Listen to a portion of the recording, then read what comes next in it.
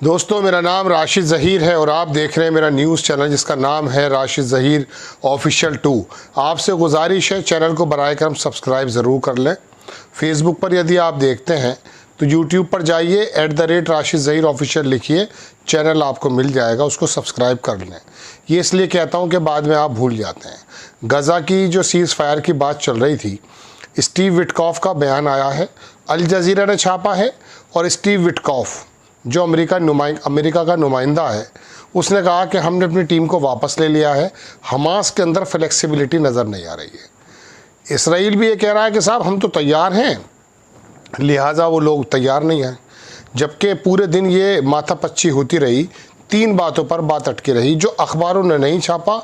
दुनिया के बहुत दूसरे बड़े जो मुसन्निफ़ हैं, पत्रकार हैं, वो अपनी ज़बानों में इस बात को बता रहे हैं। 3 शर्तें वो ये थीं, कल तो मैं आपको बता चुका था कि वो 40% जाता है कि कब्ज़ा हो जाए। अब वो ये चाहता था कि बफर जोन बन जाए एक, वहाँ पर वो लोग कायम रहें। इस बात को हमास ने पूरी तरह से दरकिनार कर दिया और कहा फ़लस्तीन की बाहर 800 मीटर आप दूर रहेंगे तो वहाँ जाकर अपनी आप चौकियाँ बना सकते हैं। दूसरी बड़ी बात जो बिगड़ती हुई नज़र आ रही है वो यरग़मालियों के एक्सचेंज पर है। हमास के लोगों का कहना यह था कि मरवान बरगूती जो उनका एक पुराना नेता है, मैं कई बार आपके सामने जिक्र कर चुका, उसको शुरुआती मरहले में छोड़ा जाए, जबकि इसराइल का कहना यह है कि वो बाद में छोड़ा जाएगा। और तीसरे इसराइल का कहना यह है कि वो गाज़ा ह्यूमैनिटेरियन फ़ंड जो जिसके ऊपर पत्रकारों के ज़बानी ये भी इल्ज़ामात हैं कि वो खाने के अंदर जहर मिलाकर बच्चे और महिलाओं को दे रहे थे और उसके रिज़ल्ट भी निकल आ रहा है, उसको कहते थे कि किसी हद तक ही बाकी रहे, उसको भी दरकिनार कर दिया है। अलबत्ता स्टीव विटकॉफ का जो बयान है वो भी मैं आपके सामने पढ़कर सुना रहा हूँ। ये 2 खबरें तो गज़ा के अंदर जो सीज़ फायर के मद्देनज़र हैं वो ये हैं, जबकि कुछ खबरें दोस्तों ये भी आ रही हैं कि इसराइल ये कह रहा कि मैं वापस आ जाऊंगा, अब मेरा डेलीगेशन जो है वो कतर वापस आ जाएगा। कुछ लोग ये भी कह रहे हैं, अखबार की एक बात बताता हूँ, कि जब इसके अंदर कुछ तरक्की नज़र आएगी तो अमेरिका का जो डेलीगेशन है वो वापस आ जाएगा। जबकि ये शर्तें अखबारों के अंदर हैं जो मैं आपको बता रहा हूँ। एक डॉक्टर हैं जो किसी ज़माने में गज़ा के थे, फ़लस्तीन के थे, वो ट्रम्प साहब के साथ के बहुत करीब हैं, वही इस बातचीत को आगे बढ़ाते हैं। लेकिन अब क़यामत का सामा गज़ा के अंदर है।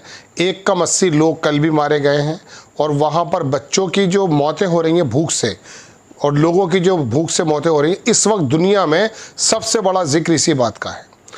इंग्लैंड का एक ऐसा रोल निकल कर आया कि यूएनओ के अंदर उसने इसराइल को बिल्कुल, मैं कहता हूं कि बेयारो मददगार करके छोड़ दिया और उस पर इल्ज़ाम ये लगाया कि इसराइल का मंदूब भी वहां बैठा था कि सबसे बड़ी जो जेनोसाइड इस वक्त दौर हाजिर का चल रहा है वो इसराइल दरअसल गज़ा के अंदर कर रहा है।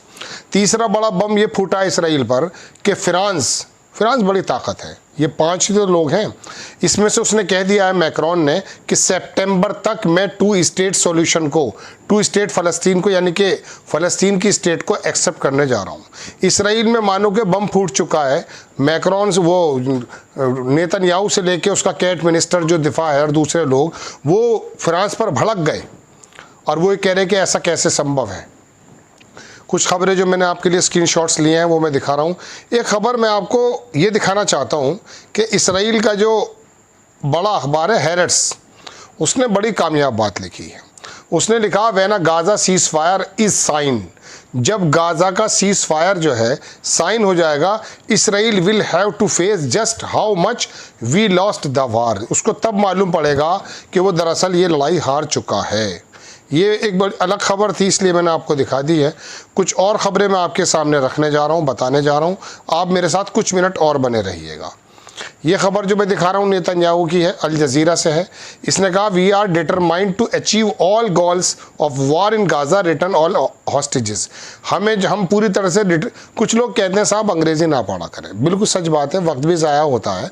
बाज़ दफ़ा हमारी चूँकि ज़बान अंग्रेज़ी नहीं है इसलिए समझने में और समझाने में भी दिक्कत होती है। लेकिन दोस्तों बात यह है, इतने सारे स्क्रीनशॉट्स होते हैं, ये जहन में नहीं रह पाते हैं, इसलिए कभी कभी इसको पढ़ करके समझा जाता है कि ये एक्चुअली क्या कह रहा है। इसलिए वक्त मेरा भी मन नहीं होता इस ज़बान में पढ़ने का। तो उसने कहा कि हम डिटर्मिनेट हैं पूरी तरह से अपने गोल को पाने के लिए। उसने कहा, नेतन्याहू ने दूसरी जगह अल जज़ीरा छापता है कि हम लोग वर्क कर रहे हैं रीच पहुंचने के लिए, जो डील है हमारे रिलीज एब्डक्टीज जो हैं वो रिलीज़ हो जाएं, यानी कि हॉस्टेजेस, और we will not accept Hamas imposing surrender terms on us. कोई भी हमास की ऐसी शर्त जो हम पे इम्पोज की जाएगी उसके लिए हम जो है तैयार नहीं हैं, ये नेतन्याहू का कहना है। विटकॉफ का ये बयान है पूरा, हालांकि अखबारों ने छापा है, उसने अपने एक्स हैंडल पर भी डाला है। उसने लिखा है विटकॉफ ने कि हमने डिसाइड किया कि हम अपनी टीम को वापस ले जा रहे हैं दोहा से और कंडक्ट करेंगे और कंसल्टेशन करेंगे कि हमास के जो रिस्पॉन्स के बारे में। उसने कहा कि इसमें ये कुछ जाहिर हुआ है कि अनविलिंगनेस, कुछ हमास की तरफ से अनविलिंगनेस नज़र आई है कि वो इस गाज़ा के एग्रीमेंट पे पूरी तरह से आना नहीं चाहते, जबकि ये बात नहीं बता रहे हैं कि एक्चुअली हो है क्या। मैंने टर्की के अखबार को पूरा पढ़ा, जानना चाहा कि आखिरकार ये कौन सी वजह जो ये वापस जा रहे हैं। कोई वजह ही नहीं बता रहे, बस ये बता रहे हैं कि हमास का वो नहीं है। वो तो एक दूसरे इंटरनेशनल फॉक्स न्यूज़ पर एक पत्रकार बैठे थे, उन्होंने ये बात बताई कि यहाँ पर बात अटकी हुई है जो मैंने आपको शुरुआत में बताई है।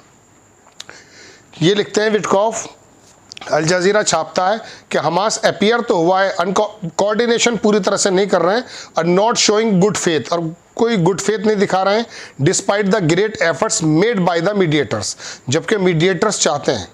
उसने आगे लिखा कि वी विल नाउ, अब हम थोड़ा सा कंसिडर करेंगे अल्टरनेट ऑप्शन। अल्टरनेट ऑप्शन कौन से ये नहीं बताया, बस कह रहा है कि हम कंसिडर कर रहे हैं। रिटर्निंग द हॉस्टेजेस को वापस लाने के लिए अल्टरनेट तरीके देखेंगे। अब क्या है, वो बमबारी कर सकता है और क्या करेगा। उसने कहा they are home trying to, उन लोगों को वापस कैसे पहुंचाया जाए और कैसे जो है इन्वायरमेंट को स्टेबल किया जाए गाज़ा के अंदर। उसने कहा it is unfortunate that Hamas behave is this selfish way, थोड़ा सेल्फिश वे नज़र आया हमास का इसको जो है तरीक़ा। चलिए खैर, ये ख़बर मैंने आपको बता दी है।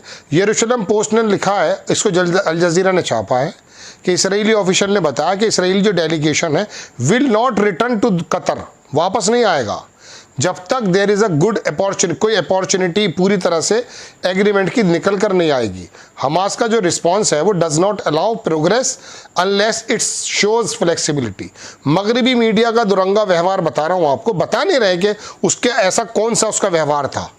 इस व्यवहार को नहीं देख पाएंगे किसी अखबार में आप कि उसने ऐसी क्या बात कह दी। उसने मरवान बरगूती की बात की है, उसने बाहर निकलने की बात की है, उसने गाज़ा ह्यूमन फाउंडेशन जो है जो वह मार रही है लोगों को, उसको पूरी तरह से बाहर निकालने की बात की। ये तो पहले से वो कहते आए हैं। राइटर्स ने लिखा है कि इसराइली जो ऑफिशियल उन्होंने बताया कि हमास का जो रिस्पॉन्स है डस नॉट अलाउ प्रोग्रेस, ये मैं आपको बता ही चुका हूँ, दोबारा देख लीजिएगा।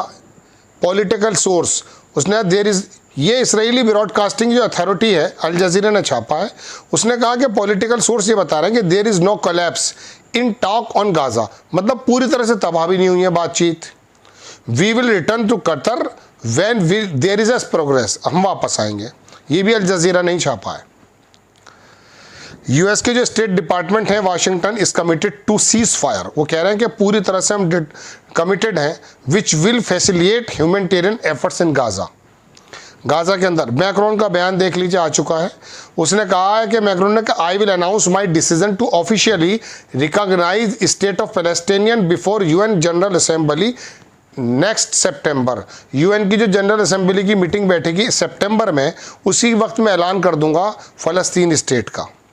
ये डिफेंस मिनिस्टर है मैक्रोन के बारे में बोल रहा है, इसराइल का जो डिफेंस के हम जो हैं, ये जो इंटेंशन है कि स्टेट ऑफ पैलेस्टाइन की जो रिकॉग्नाइज करने की, ये दरअसल सरेंडर करना टेररिज्म के आगे और हमास को इनाम देना है, ये कहना है इस बंदे का।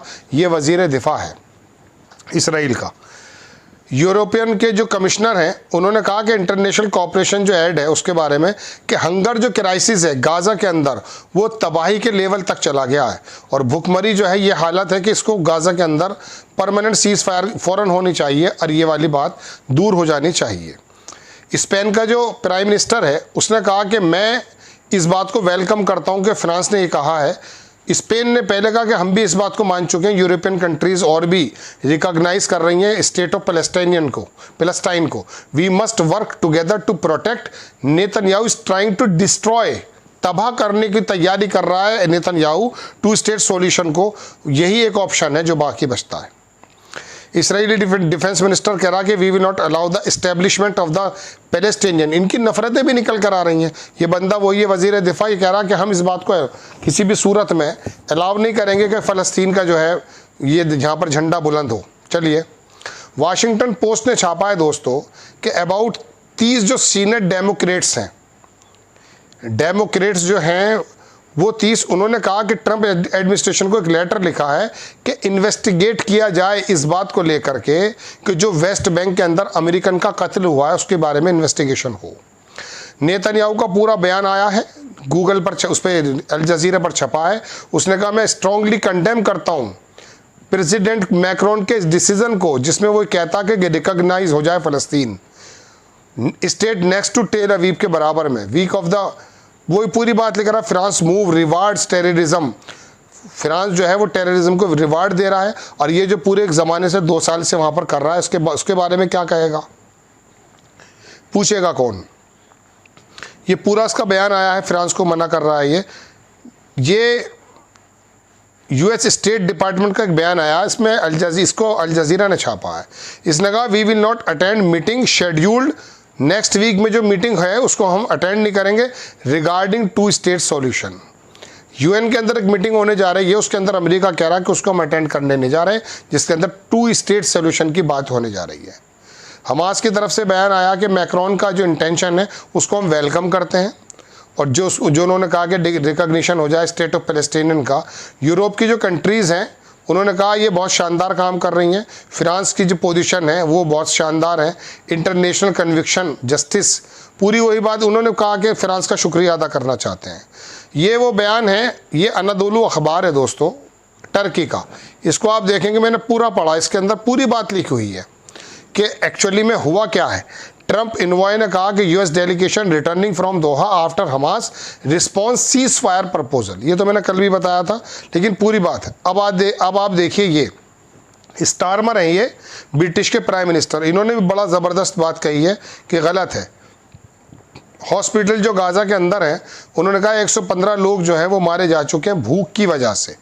इसराइल की जो कब्ज़ा है उन्होंने ब्लॉक कर रखा है और भूखमरी के हालात बड़े नाजुक हैं।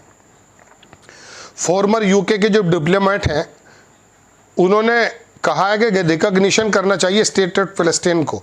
50 इंग्लैंड के यूके डिप्लोमेट्स हैं, उन्होंने दरअसल दोस्तों यूके प्राइम मिनिस्टर को बाकायदा कहा है और लेटर लिखा है कि फ़लस्तीन को आप भी रिकॉग्नाइज़ करें।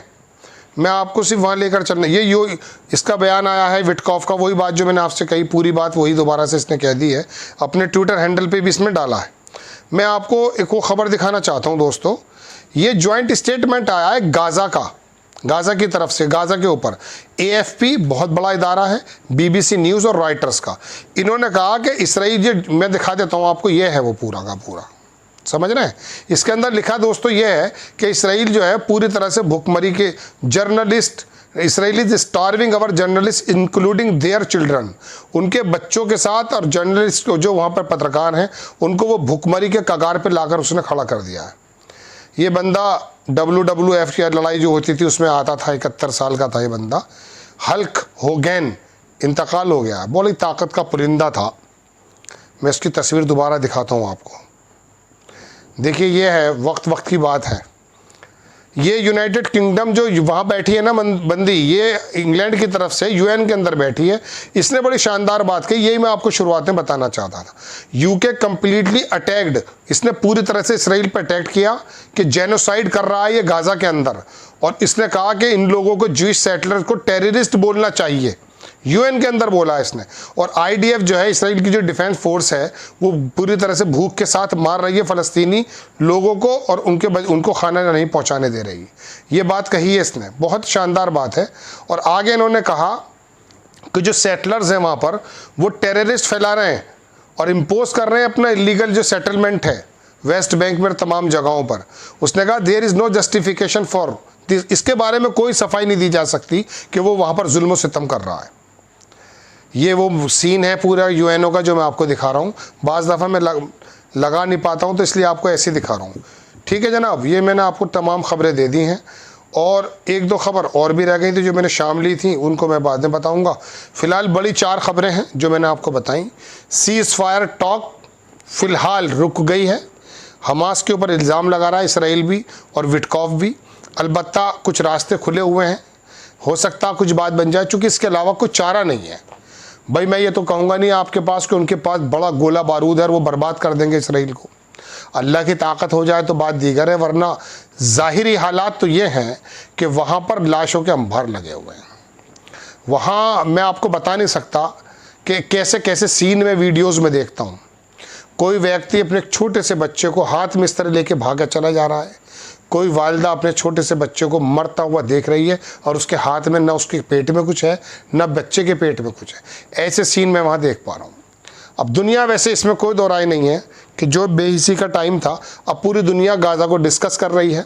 उन लोगों की कुर्बानियाँ इस मद्देनज़र तो आप मान सकते हैं कि बेहतर हो गई हैं कि पूरी दुनिया के सामने इस समय इसराइल की हकीकत खुल गई है और ये भी पता चल गया कि फ़लस्तीन के लोग अपना किस प्रकार से हक हुकूक मांगते हैं। आपसे गुजारिश, चैनल को आगे बढ़ाएं। इंशाअल्लाह नेक्स्ट टाइम किसी खबर के साथ हाजिर होता हूँ। जय हिंद।